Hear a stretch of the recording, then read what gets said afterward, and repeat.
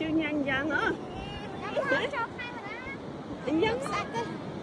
có một chưa nhanh mà đấy nè ngọt ba cái gì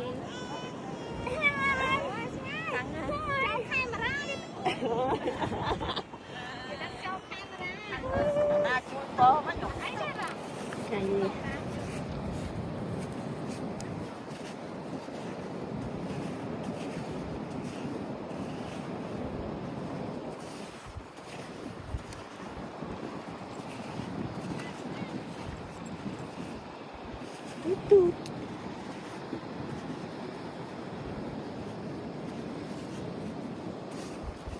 saya gitu nih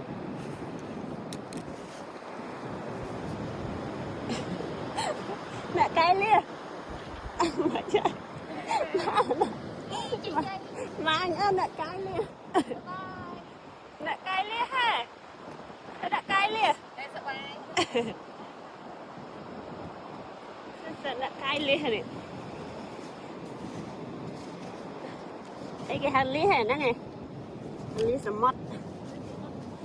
mót cái chứ đấy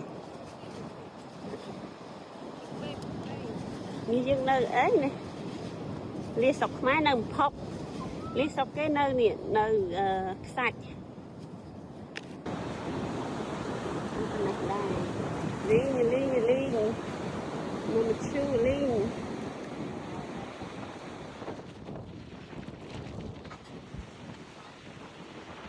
màu bông không nhớ mình đúng màu bông sang kê nọ